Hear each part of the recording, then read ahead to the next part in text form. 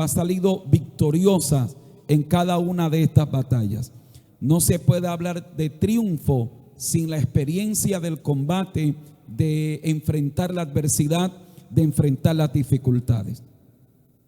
Lo segundo que nos deja saber este versículo es que esos triunfos que la iglesia tiene, es Dios el que lo da.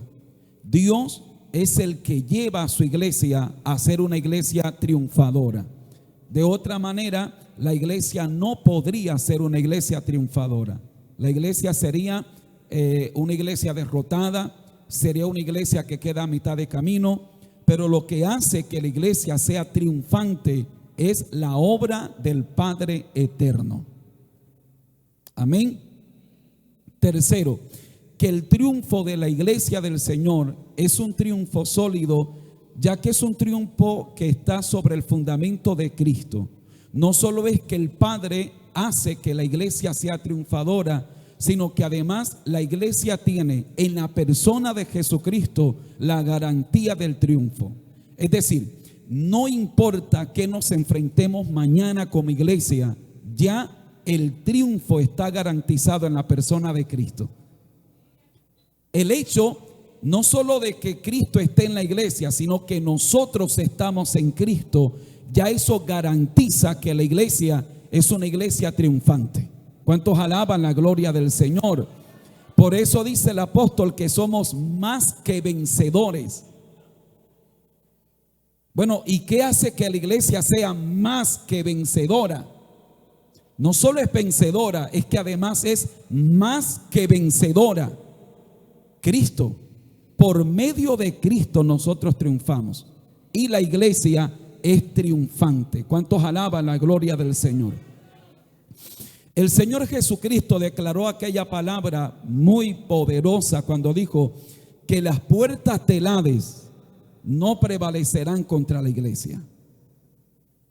Por lo menos eso nos deja concluir dos cosas.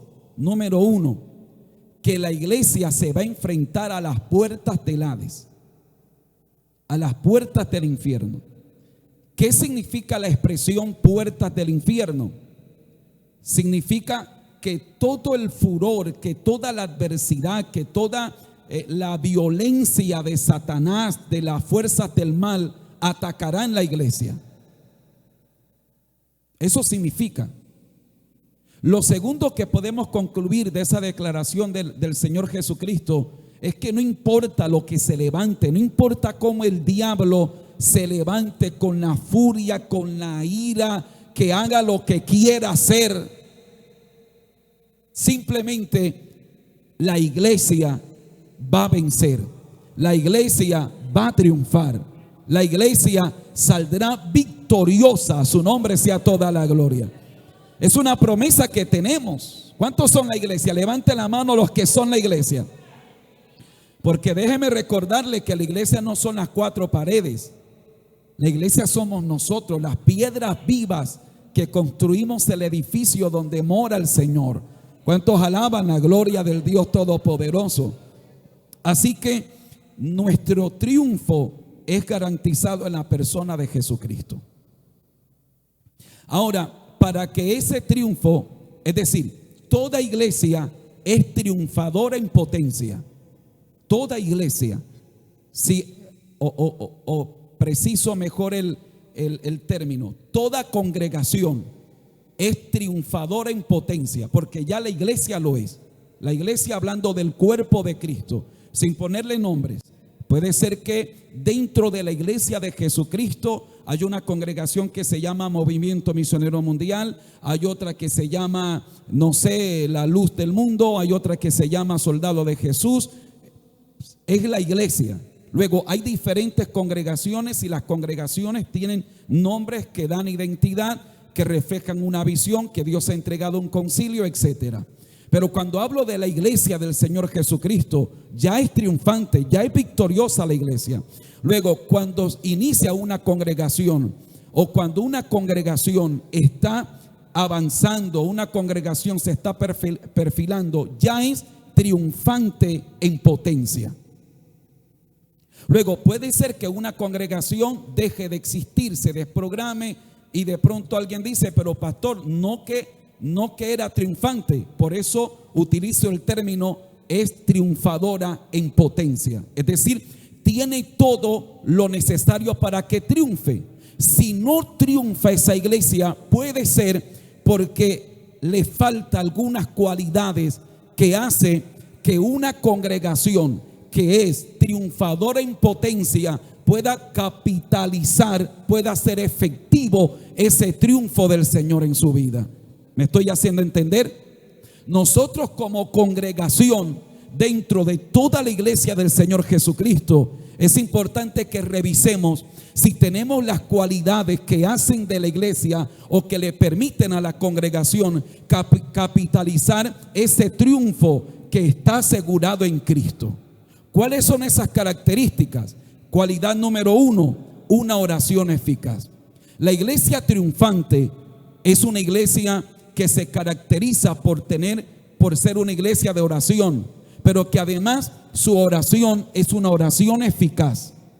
Lo que hace que una iglesia pueda perdurar, permanecer en el tiempo, lo que de alguna forma logra capitalizar todas esas promesas, todo lo que Dios tiene, el propósito que Dios tiene con esa congregación, es el lugar que le da a la oración, y que esa oración sea una oración eficaz. De allí tan importante los ministerios de intercesión en la iglesia.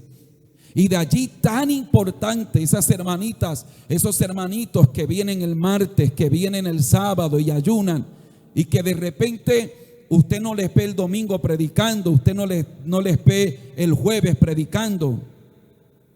Y puede que haya algún necio que se atreva a menospreciar a esas hermanitas o a esos hermanitos.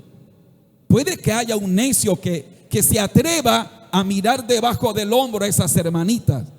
Y tiene que ser necio para no saber que la victoria que él tiene el domingo cuando predica, el sábado cuando predica, el jueves cuando predica, que lo que de alguna manera se puede experimentar se debe en gran parte a esa intercesión que ese grupo está haciendo los martes, los jueves. Y que casi siempre es un grupo pequeño. ¿Cuántos alaban la gloria del Señor? Una iglesia que logra entender la importancia de esto es una bendición. Por eso le digo a ustedes, hermanos, hermanas que hacen parte del ministerio de intercesión de la iglesia.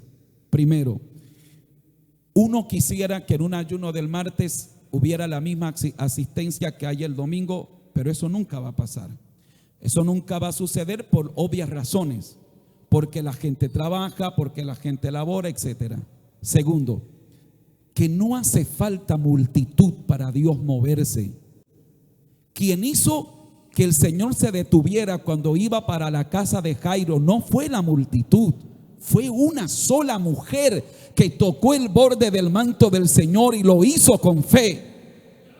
Si el grupo de intercesión se deja bombardear por Satanás la mente y el diablo le logra hacer creer, mira, son poquitos, no vale la pena que vayan.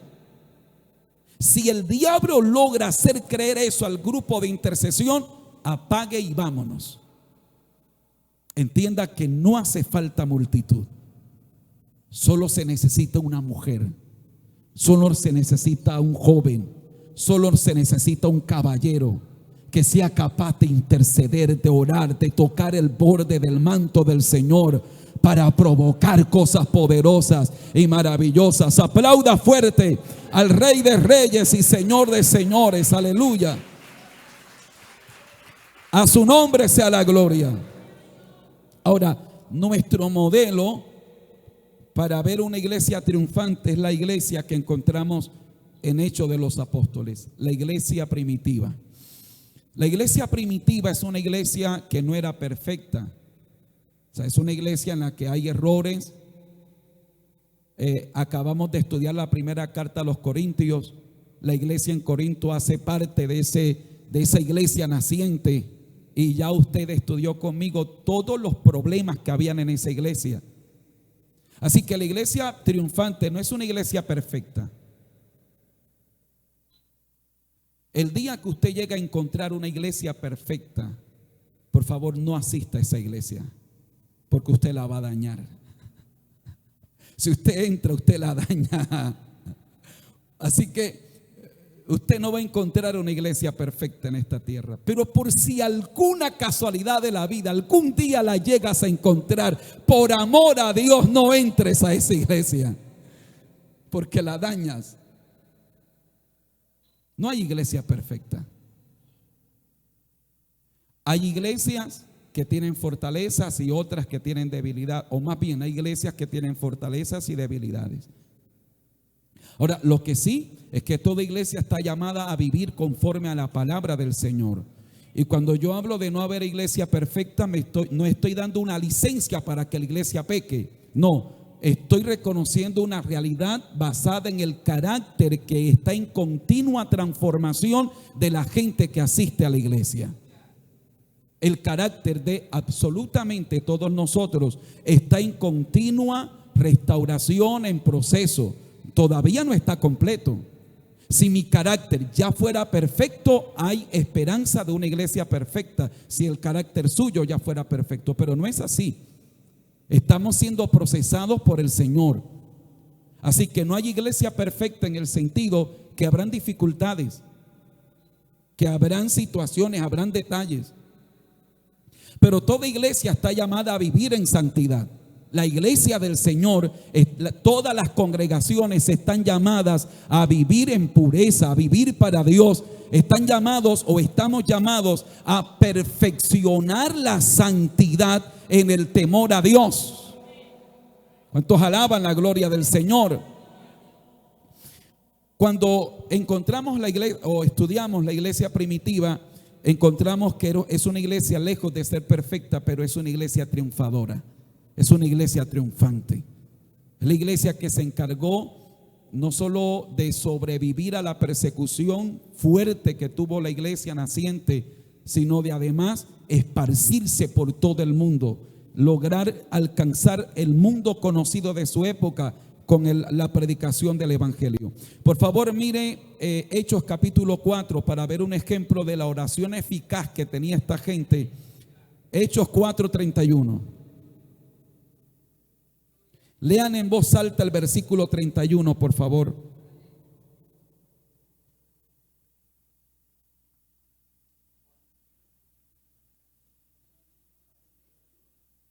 ¿Lo tienen?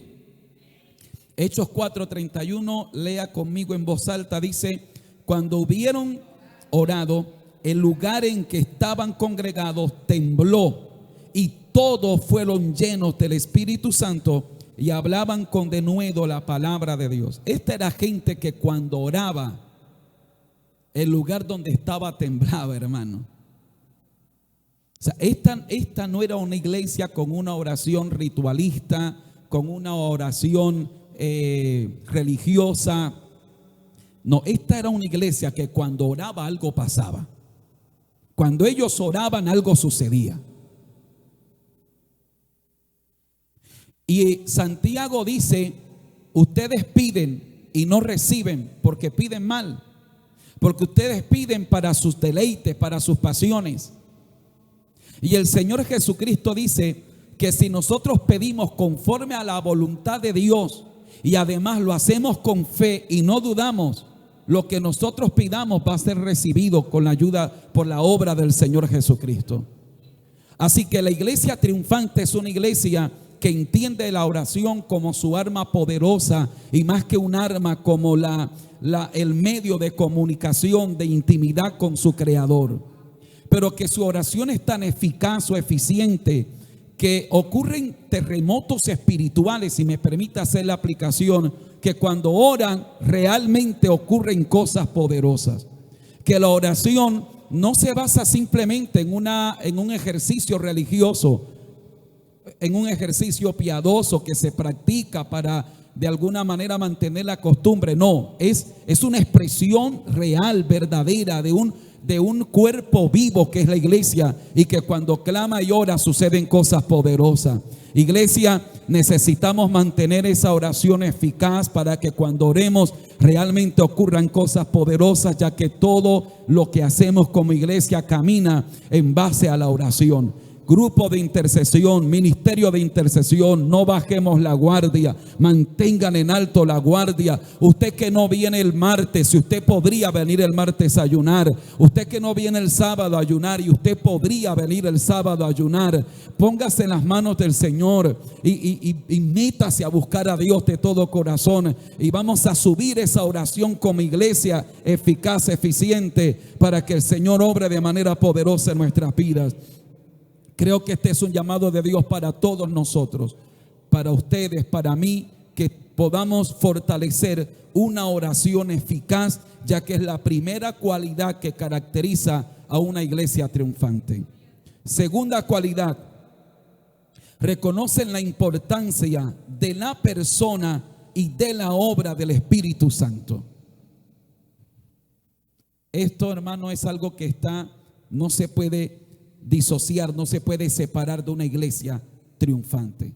Para que una iglesia sea triunfante, el Espíritu Santo juega un papel decisivo, determinante, fundamental. Una iglesia no puede ser una iglesia triunfante sin la obra de la persona del Espíritu Santo. Así que en la medida que una iglesia reconoce la importancia, número uno, de la persona, número dos, de la obra del Espíritu Santo, esta iglesia será una iglesia triunfante. Y trato de hacer la claridad de las dos cosas, la persona y la obra. Algunos no tienen problema en reconocer la persona del Espíritu Santo. O sea, hay personas que entienden, sí, hermano, yo sé que hay Padre, Hijo y Espíritu Santo, y que el Espíritu Santo es la tercera persona de la Trinidad. Y cuando utilizamos el nombre de tercera persona de la Trinidad, en mi caso no lo hago para tratar de decir que hay uno mayor a menor. No, ese es el orden que la Biblia da. Señor Jesucristo dijo: y seré bautizado en el nombre del Padre, del Hijo y del Espíritu Santo. Dice allá en Juan, primera de Juan, 3 son los que dan testimonio en el cielo: el Padre, el Verbo y el Espíritu Santo. Así que puede que haya alguien que no tenga problema con la persona del Espíritu Santo. Entiende que la persona del Espíritu Santo es real, pero algunos sí tienen problema con la obra, la operación del Espíritu Santo. Y aquí está el bautismo en el Espíritu Santo, aquí están los dones del Espíritu Santo, aquí está el trato directo, la relación directa, la experiencia genuina con la persona del Espíritu Santo. ¿Cuántos alaban la gloria del Señor? Y en la medida que una iglesia reconoce, valora, se conecta con la obra, además de la persona, pero también con la obra del Espíritu Santo, esta será una iglesia viva, una iglesia vibrante, una iglesia una congregación donde el que llegue siente la presencia de Dios, donde el que llegue puede tener un encuentro real. Su experiencia en cuanto a su vida eclesiástica pasa de esa experiencia religiosa, de esa experiencia simplemente denominacional, a ser una experiencia real, vibrante, activa con el Espíritu Santo, con la presencia de Dios. Eso, amado hermano, es de vital importancia. Yo siempre digo, en mi caso personal y en mi relación con Dios, yo no necesito sentir a Dios para saber que Él existe. Yo por la fe sé que Él existe. Lo sienta o no lo sienta, Él existe. Porque por fe andamos y no por vista. Hay días en los que usted siente a Dios y usted siente la presencia de Dios, pero hay días donde usted no siente nada. Hay días donde lo que usted siente es salir corriendo. Hay días donde usted tiene unas ganas de venir rápido al culto y venirse temprano, Pero hay otros días en que usted lo que menos le provoca es venir a la iglesia. Y yo pregunto, ¿Dios está con usted más el día que usted tiene ganas de venir al culto, pero el día que usted no quiere, o que está cansado, que está desanimado, Dios está menos en usted? No, Él es igual y Él está en usted. Él dijo, yo estaré con vosotros todos los días. Él dijo todos los días. El día que estés alegre, pero también el día que estés triste. El día que tú creas que estás en victoria y el día que tú creas que no estás en victoria. El día que la nevera está llena, pero el día que la nevera esté vacía también. Él dijo, yo estaré con vosotros todos los días. ¿Hasta cuándo? Hasta el fin. Estaré con ustedes. Si yo hoy lo siento más que lo sentí ayer, Él está conmigo tan real y tan cerca hoy que lo que estuvo ayer. Así que no necesito, y ahí pongo en contexto la declaración que hice, no necesito sentirlo para saber que Él está conmigo. Sé que Él está conmigo.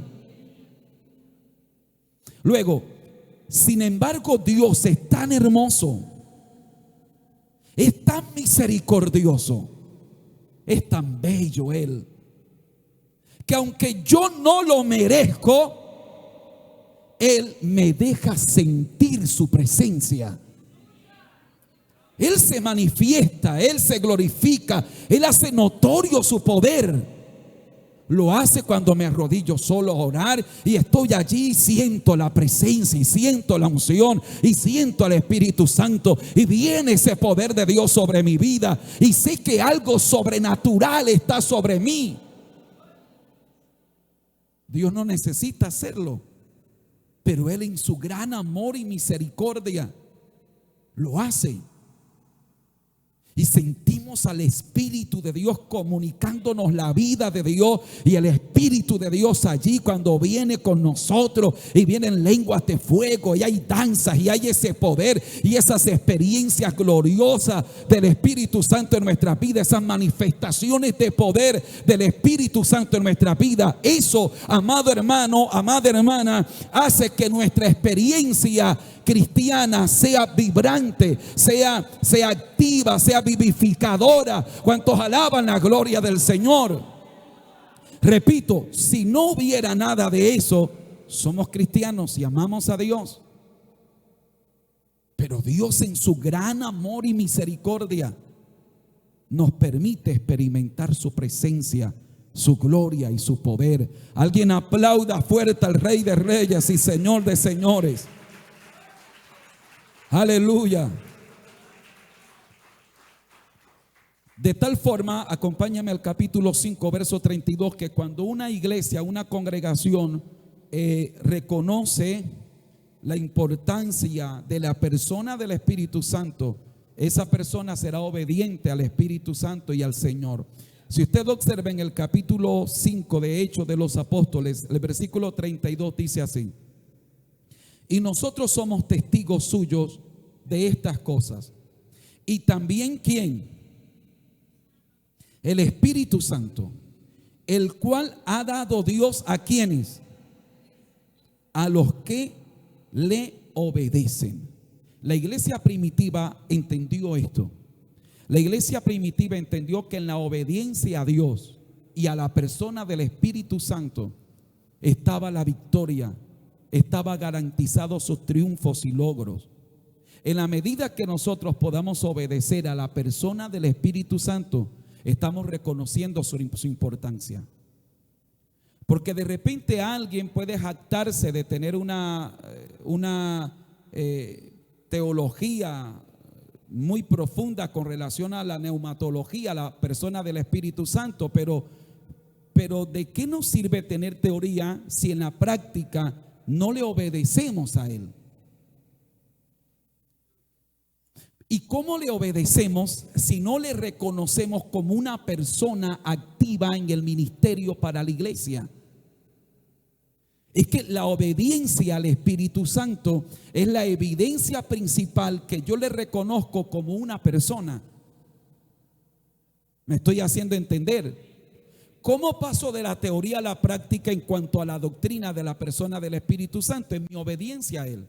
Bueno, porque si le obedezco es porque reconozco que Él es una persona que me habla, Él es una persona que me dirige, Él es una persona que me pide o que me dice algo que debo o no hacer. Y en la medida que yo le obedezco, estoy evidenciando que reconozco la importancia de la persona del Espíritu Santo. Y allí fallan muchos creyentes a quien el Espíritu Santo le habla, pero hacen sorda la voz del Espíritu Santo, cierran su oído a la voz del Espíritu Santo. A quien el Espíritu Santo le está diciendo: no hagas esto, no vayas allá, no mires esto, no mires esta otra cosa. Pero ellos silencian esa voz del Espíritu Santo y terminan haciendo lo que el Espíritu de Dios le está diciendo que no hagan.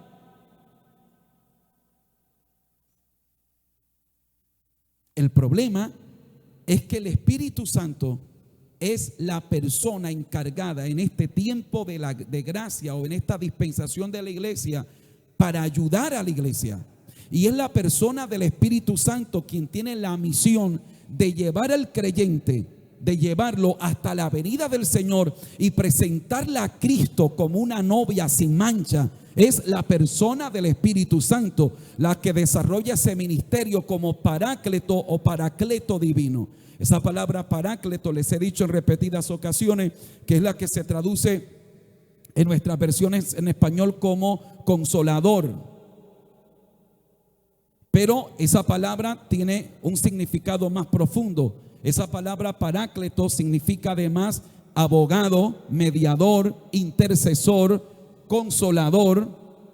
Pero el parácleto en el sentido de donde se desprende la palabra era alguien llamado al lado de otra persona con la misión de que estuviera al lado para ayudarle. Es decir, no era la idea que expresa esa palabra parácleto, no es de alguien que viene, ayuda y se va. No, es alguien llamado a estar al lado de la persona para ayudarlo, pero debe permanecer al lado de esa persona. ¿Cuál es la misión del paráclito? Es ayudarle a llegar al destino que tiene. Y eso es lo que el Espíritu Santo está haciendo con la iglesia. El Espíritu Santo está a tu lado para ayudarte. No está a tu lado hoy, mañana no está. La misión del Espíritu Santo es estar a tu lado para ayudarte a llegar al Señor, en la venida del Señor. De manera que cuando yo estoy pasando por momentos difíciles, el Espíritu Santo está ahí a mi lado. Lo llamaron para que me ayude. Al Espíritu Santo, el Señor Jesucristo dijo: yo me voy, pero si me fuere no lo voy a dejar solo, sino que enviaré al otro consolador, al Espíritu Santo. El Padre lo envía y Jesucristo también reconoce que lo envía. Es decir, el Espíritu, porque ellos trabajan en una unidad perfecta. Así que el Espíritu Santo viene en perfecta unidad del Padre y del Hijo. Es enviado aquí para ayudarte, a ti y a mí. La misión del Espíritu Santo es: aquí está la iglesia. Te vas a estar al lado de la iglesia y la vas a ayudar. El Padre creó todo, el Padre envía a su Hijo. El Hijo murió y pagó el precio para redimir a la iglesia, a la humanidad. Y el Espíritu Santo viene para ayudar a esa iglesia ya redimida a preservarla para la venida del Señor, para presentarla como esa novia santa, esa novia pura. Su nombre sea toda la gloria. Así que cuando yo pase por momentos difíciles, cuando yo paso por prueba, cuando yo paso por adversidad, el Espíritu Santo está ahí a mi lado. Por eso el apóstol dice que no contristemos al Espíritu Santo. ¿Por qué? Porque Él está a mi lado. Y a veces lo ignoro y Él debería irse. No se va, se contrista, pero sigue allí. ¿Me estoy haciendo entender? El Espíritu sigue diciendo: pero ¿por qué estás peleando solo si yo estoy aquí para ayudarte? Pero ¿por qué te derrumbas y te quedas en el suelo si yo estoy aquí para ayudarte? Pero ¿por qué piensas que porque nadie te llama estás solo, estás sola? Si a mí me enviaron para ayudarte, yo estoy aquí para llevarte hasta la venida del Señor. Estoy aquí para ayudarte a ti. A su nombre sea la gloria. Por eso una iglesia es triunfante en la medida que reconoce la importancia de la persona y de la obra del Espíritu Santo. Si usted puede, levante su mano y adore a Dios. Levante su mano y glorifique a Dios. Levante su mano y dele gloria, dele honra, dele alabanza al que vive para siempre. Si usted está anotando, anote también Hechos en este punto, en esta segunda cualidad de la iglesia triunfante. Anote también Hechos capítulo 8, versos 29 y 39, capítulo 13, versículo número 2 y capítulo 16, versículos 6 al 7. Usted en casa, por favor, va a revisar esos textos bíblicos. Número 3, tercera cualidad de una iglesia triunfante. Una iglesia triunfante tiene la cualidad de fortalecerse en adversidad. Y de esta cualidad nos da cátedra la iglesia primitiva. Cuando usted lee, por ejemplo, en Hechos de los Apóstoles, capítulo 7, vaya conmigo al capítulo 7, y vamos a revisar el versículo 54.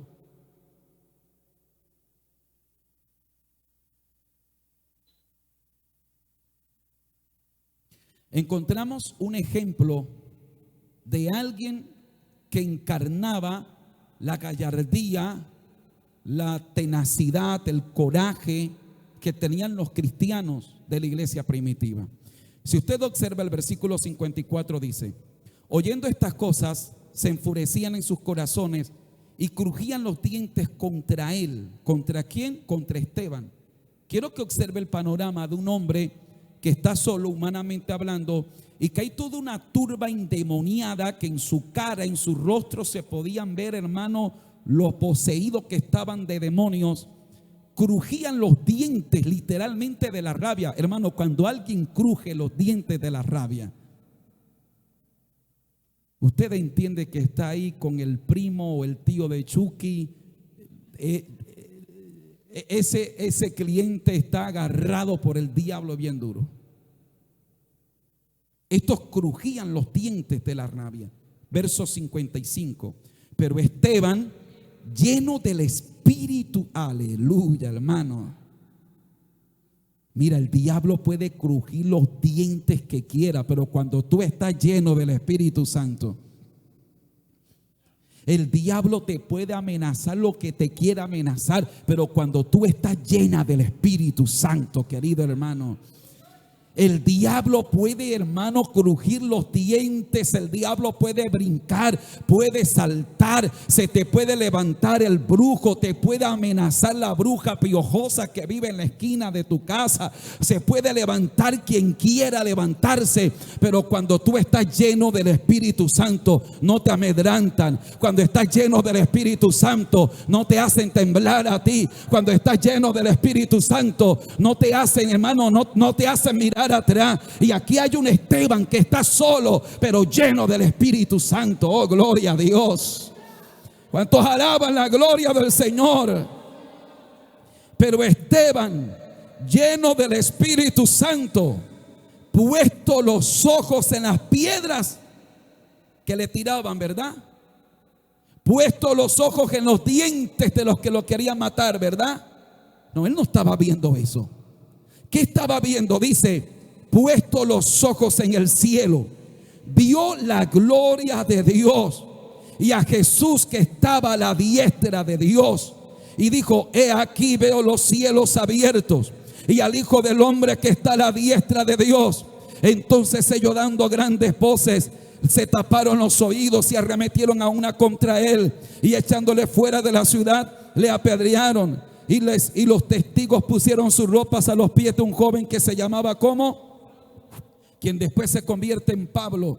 Dice: y apedreaban a Esteban mientras él invocaba y decía: Señor Jesús, recibe mi espíritu. Y puesto de rodillas, clamó a gran voz, es decir, gritó a gran voz: Señor, no les tomes en cuenta este pecado. Y habiendo dicho esto, durmió. Oh, gloria al nombre del Señor. La iglesia triunfante tiene la capacidad de ver la gloria de Dios en la adversidad. Tiene la capacidad de no ver piedras, de ver el cielo abierto. Tiene la capacidad de no ver a la gente que le tira piedra. Tiene la capacidad de, en la aflicción y en la amenaza, tiene la capacidad de ver a Dios sentado, al Hijo de Dios sentado a la diestra. ¿Cuántos alaban la gloria del Señor? La iglesia triunfante es capaz de no ver al que me odia, sino ver al Dios del cielo que me guarda del que me odia. Y eso le pasó a David. David no está viendo al gigante Goliat. David dice que yo vengo en el nombre de Jehová de los ejércitos. David no está viendo la espada de Goliat, está viendo el Espíritu de Dios que está sobre él. Eso hace de una iglesia triunfante. Eso hace de un cristiano victorioso, triunfante. Es capaz de ver la gloria de Dios en la adversidad. Es capaz de ver el poder de Dios en la angustia. Es capaz de ver la gloria de Dios donde otros ven derrota, donde otros ven muerte, donde otros ven amenaza, donde otros ven caos, donde otros ven puertas cerradas. Ellos son capaces de ver cielos abiertos. Donde otros dicen esto se acaba aquí, ellos son capaces de reconocer que algo grande viene de Dios para ellos. El creyente triunfante es ese. No es el que nunca tiene pruebas. No es el que nunca se le levanta el diablo. No es el que nunca se le cierra, se le aprieta la economía. No es el que nunca se enferma. No es el que nunca se le levantan los hijos, o el marido, o la esposa en casa. No, el creyente triunfante es el que es capaz de ver la gloria de Dios cuando se levantan los hijos. Es capaz de ver la gloria de Dios cuando llega la enfermedad. Es capaz de ver la gloria de Dios cuando le tiran piedras. Es capaz de ver la gloria de Dios cuando los rodean los malos. Es capaz de ver la gloria de Dios en la adversidad. ¿Eres tú uno de esos? ¿Eres tú uno de los que son capaces de ver la gloria de Dios en la adversidad?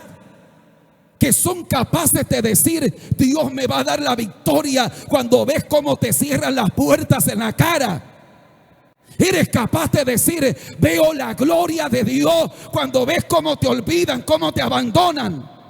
Eres capaz de decir, veo la gloria de Dios cuando te tiran piedra, cuando te critican, cuando te calumnian, cuando te ofenden. Eres capaz de adorar. Eres capaz de alabar a Dios en la prueba. Eres capaz de levantar las manos y decir, alabo a Dios en esta prueba, en este dolor. Yo puedo alabar la gloria de Dios. Yo puedo adorar al Señor.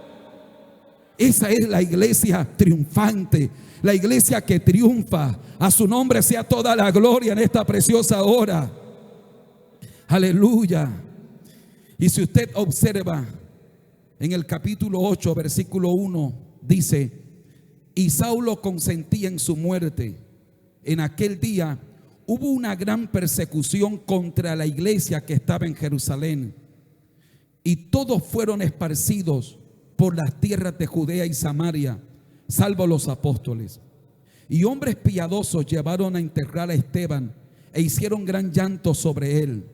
Y Saulo asolaba la iglesia y entrando casa por casa arrastraba a hombres y a mujeres y los entregaba en la cárcel.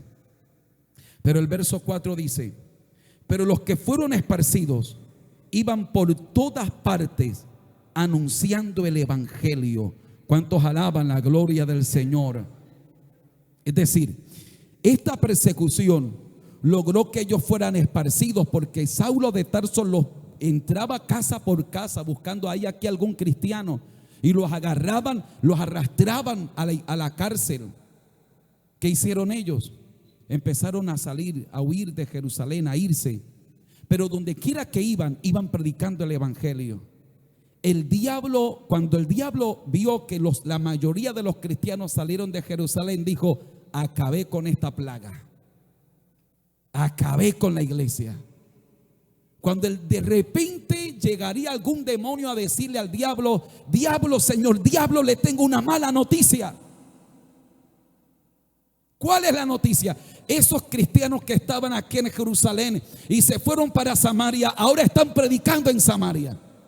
Y viene otro demonio y le dice, y acá en Corinto igual, y acá en otro lado igual. Esos cristianos ahora ya no están solo llenando a Jerusalén, sino que donde quiera que llegan, están predicando también el evangelio. Ahora el diablo ya no tiene un problema, tiene varios problemas, porque la iglesia triunfante es capaz de crecer y multiplicarse en la adversidad. Alguien que aplauda fuerte al Rey de Reyes y Señor de Señores. Oh, aleluya. A veces Dios te aprieta porque Dios quiere sacarte de la zona de confort. A veces Dios te aprieta porque te quiere llevar a otro nivel. A veces Dios te aprieta porque quiere que te extiendas. Y la iglesia estaba muy acomodada ahí en Jerusalén. Y si el apóstol Pedro le hubiera dicho a alguno de estos que ahora están predicando en otro lugar, mira, para que te vayas de misionero a Samaria, no se habrían ido. Pero como no tuvieron más opción, los están persiguiendo, tuvieron que irse. A veces Dios tiene que permitir ciertas cosas, porque de otra manera no entenderíamos. Solo que esas cosas no las entendemos en el momento que las estamos viviendo. Casi siempre las entendemos después. Pero en el momento que estamos siendo triturados, en el momento que estamos siendo golpeados, en el momento que estamos en la adversidad, uno no lo entiende. Uno dice, ¿qué es lo que está pasando? ¿Por qué me pasa esto? Solo hasta después que vemos la gloria de Dios y entonces entendemos, ahora comprendo por qué me echaron de aquella empresa. Ahora entiendo por qué se me cerró aquella puerta. Ahora entiendo por qué fulano, que era mi mejor amigo, mi mejor amiga, de la noche a la mañana dejó de hablarme. Lo entendemos a veces después. Pero la iglesia triunfante tiene la cualidad de florecer en adversidad, de multiplicarse en adversidad, de avanzar en medio de la adversidad. Si usted lo cree conmigo, déle un aplauso fuerte al Rey de Reyes y Señor de Señores. Número 4, la cuarta cualidad de una iglesia triunfante es el compromiso inquebrantable con el servicio o la predicación del evangelio. Tiene un compromiso.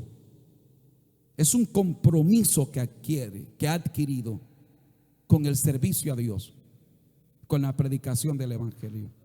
Mire, una congregación donde la gente sea apática a servir a Dios, olvídese que ese grupito no llega a ningún lado. Una congregación donde el pastor es el que tiene que cantar, tiene que dirigir, tiene que colectar las ofrendas, tiene que salir a evangelizar, tiene que hacerlo todo porque no hay nadie que quiera servir al Señor. Esa iglesia no va a avanzar. Pero cuando hay una iglesia cuando hay una congregación donde los miembros de esa congregación tienen el compromiso inquebrantable de servirle a Dios, en lo que haya que servirle a Dios. Y utilizo la expresión compromiso inquebrantable, porque si hay una tragedia es cuando la gente sirve a Dios sin un compromiso inquebrantable. Cuando la gente le sirve a Dios dependiendo de su estado de ánimo, apague y vámonos. Es decir, cuando alguien está al lado del pastor y venga, pastor, vamos a servir a Dios, pero mientras a mí me esté yendo bien, mientras yo esté contento, mientras yo esté alegre, mientras allá en mi casa mi esposa me dice que mi gordo, que qué bello, que cómo estás de lindo, mientras allá en el trabajo los compañeros y todos me admiran, mientras yo tengo la moral en alto, pastor Carlos, usted tendrá a un guerrero a su lado. Pero en el momento que por alguna razón de la vida que suele pasar, estamos tristes o estamos desanimados, entonces hasta ahí llega el servicio a Dios. Así no se llega, así no seremos una iglesia triunfante. Pero cuando hay un compromiso inquebrantable con el servicio a Dios, usted se imagina si las veces que yo estuviera triste o que estuviera en algún proceso, yo no viniera a predicar acá a la iglesia. Se sorprendería usted y tal vez no me creería que usted me vería aquí de mes en mes si acaso. Porque de repente la gente tiene la idea que el pastor se la pasa feliz todos los días.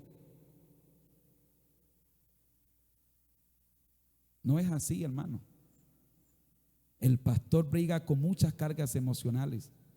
Por ejemplo, ayer yo estaba celebrando el cumpleaños de mi hijo y al mismo tiempo mi hermano que hay que hospitalizarlo, que mi mamá también enferma, que los hermanos que están en la clínica. Es decir, uno tiene que a veces pasar de una hora a otra, de la risa al llanto. Y en ese lapso de tiempo tenía que darle una charla a los líderes a nivel nacional, a un grupo del sector de la región de la parte pacífica norte. Por todo el ajetreo no pude darlo, pero me tocaba, ¿qué me tocaba hacer? Yo no podía pararme ahí, hermano, pues miren que estoy triste, a ver cómo me sale. No, tengo que pararme con una sonrisa y no hipócrita, sacarla del alma.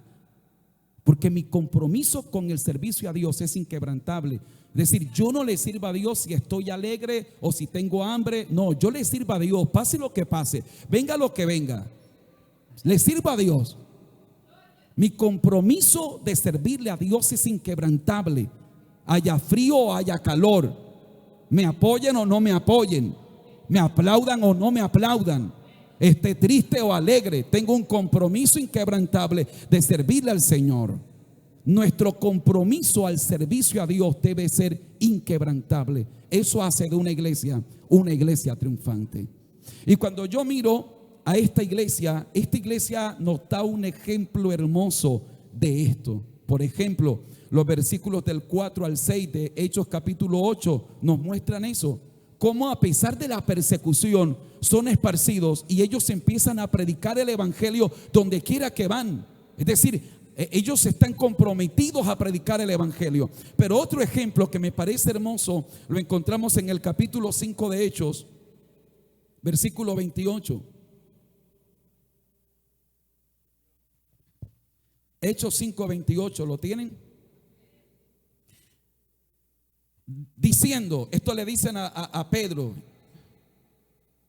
le dicen a él y a los que con él estaban, le dicen: nos mandamos estrictamente que no enseñéis en ese nombre, y ahora habéis llenado a Jerusalén de vuestra doctrina y queréis echar sobre nosotros la sangre de ese hombre llamado Jesús. Verso 29, esta respuesta, hermano, es hermosa.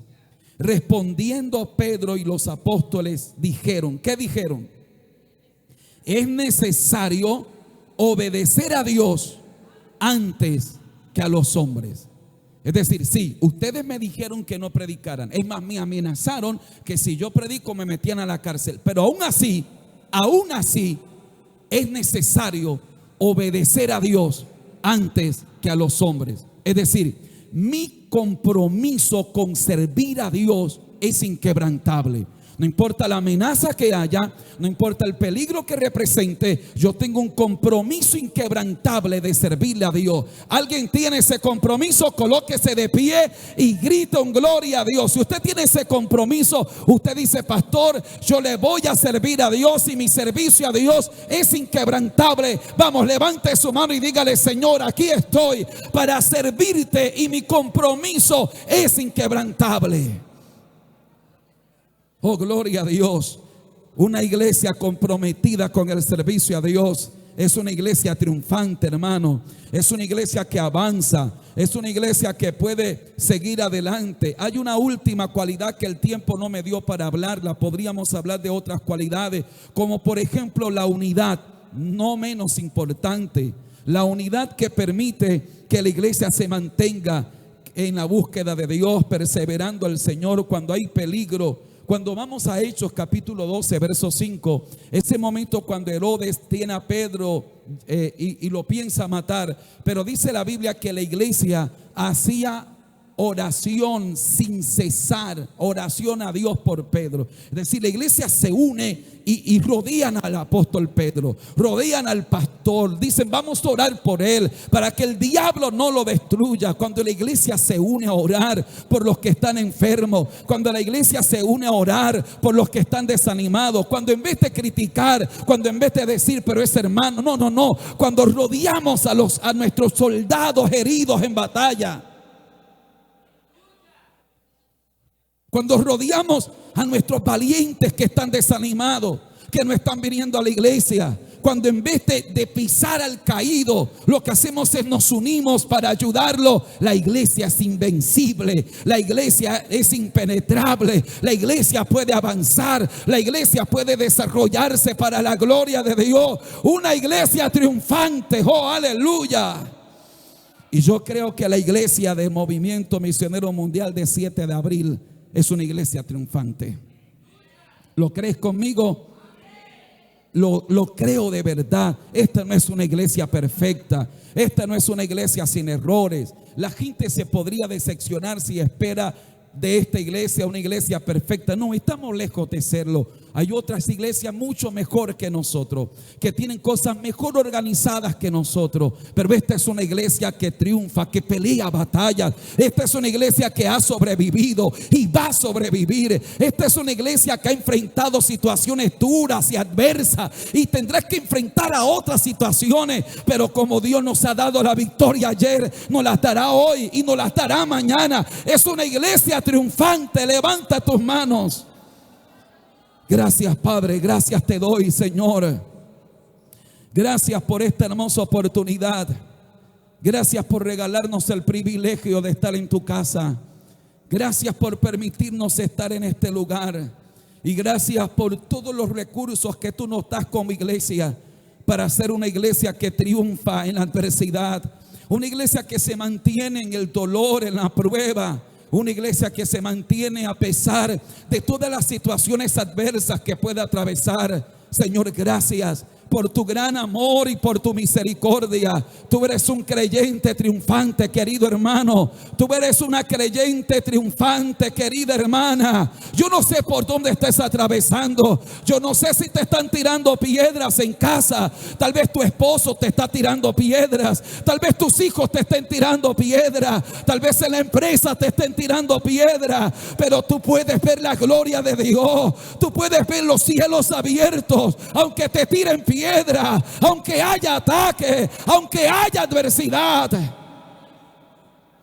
tú puedes ver la gloria de Dios. Aunque el enemigo se levante, aunque el enemigo te ataque, aunque el enemigo te persiga, tú puedes ver la gloria de Dios. Y como iglesia estamos llamados a triunfar. Como iglesia, como congregación estamos llamados a triunfar.